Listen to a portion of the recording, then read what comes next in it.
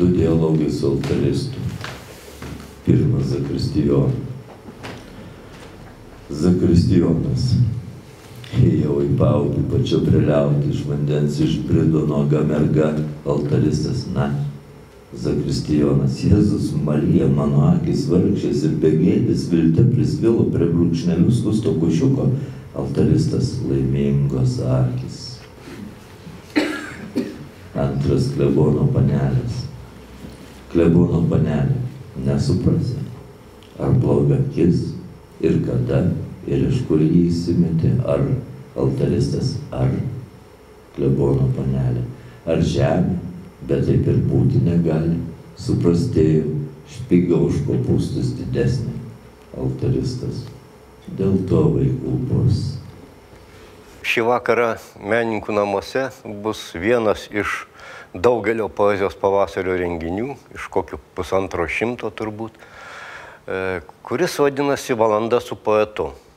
Jisai skiriasi savo formatu nuo kitų turbūt tuo, kad čia poetas valandą skaito eilėraščius. Tik eilėraščius skaito. Paskui jau gali klausinėti žmonės, savo replikas sakyti, bendrauti su poetu.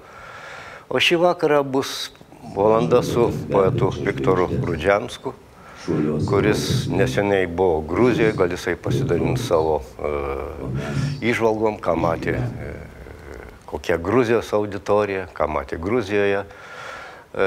Bet svarbiausia bus poezija šiandien. Valanda su Viktoru Rudžiansku, taip ir vadinasi šis vakaras. Jisai skaitys poeziją iš daugelio savo knygų. Visiškai laisvas pasirinkti, ką nori skaityti. Gali iš pirmos knygos, iš vėliausios, gali iš naujų rankraščių. Yra absoliuti jo privilegija rinktis. Galbūt jis norės skaityti geriausius savo eilėraščius, galbūt tuos, kurie jam šį vakarą yra maloniausi, labiausiai nori jisai jo skaityti. Čia visiškas jau laisvas pasirinkimas poeto. Kelionė aplink žemę į priešingą pusę.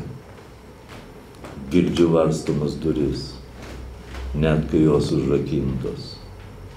Spinoje paliktas raktas trukdo matyti anapus. Iškritusios blakstienos durklų persmeigiu musę, sugėrusią garsus, kurie taip ir neplyšo pusiau, tik atrakino duris, apsukę mane aplink raktą. Kambarys be langų. Tarp būti ir nebūti, blaškosi zyzianti musė.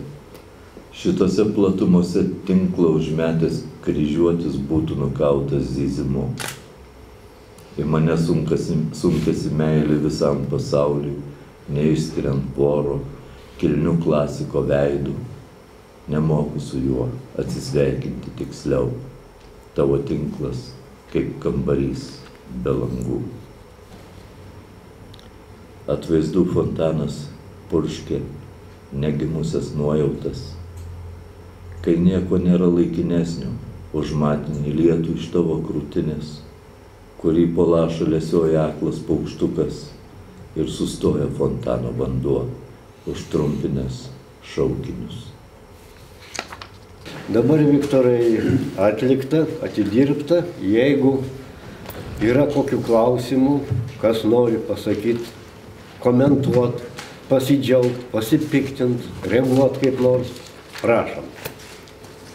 Poetas yra tas, kuris kuria eilėraščius.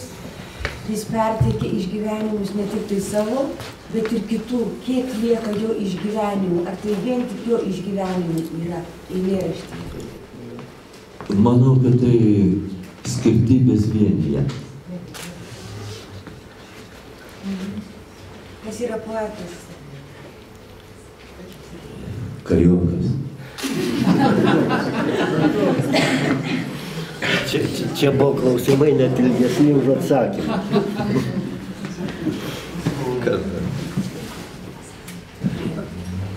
Ar galima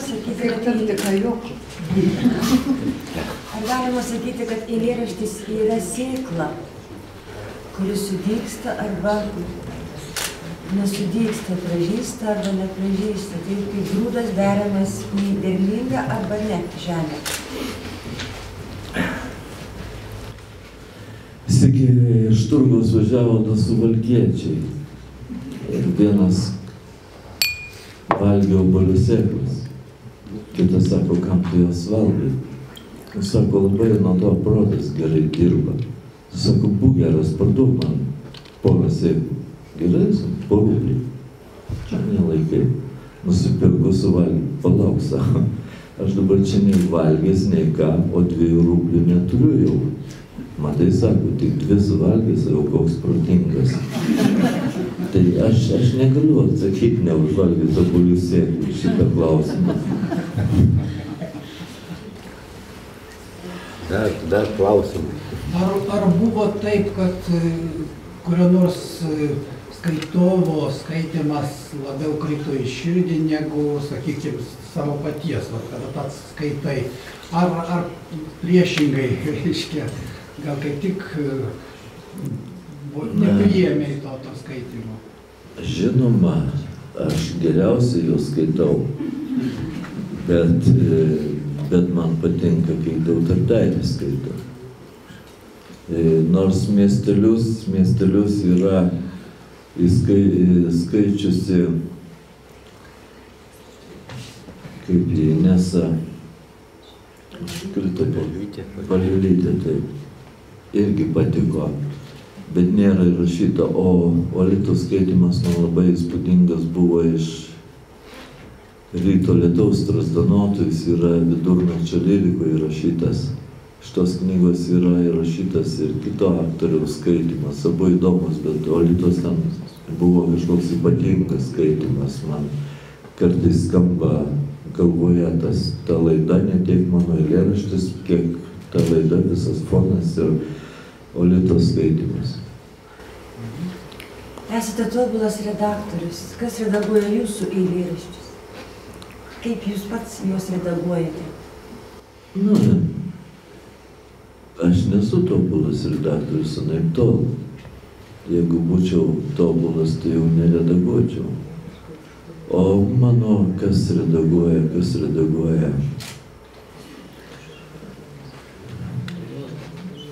Bijau, kad pats esu smarkiausias redaktorius, tačiau aš norėčiau rasti tokį kietą redaktorių, su kuriuo būtų galima diskutuoti, nes vis vien praėjus kažkuriam laiko tarpui matai, kad knygose praslydo tai, ko tu pats negali tam tikrais momentais matyti. Tai, taip yra su savais tekstais. Yra, kad, sakykime, poetas sako, Jėzau, aš nesitikėjau, kad taip nemoku rašyti, kai tu tenai spalvotų išredaguoji vienus dalykus geltonai, žaliai, ten raudonai. Kažkaip tai atrodo tas rinkinukas siaubingai, nors kartais tik smulkmenos. Tai moka rašyti tas poetas, bet jisai kai kurių klaidų nemato, aš irgi jų nematau kartais. Kauno menininkų namai. Čia gera būti kartu.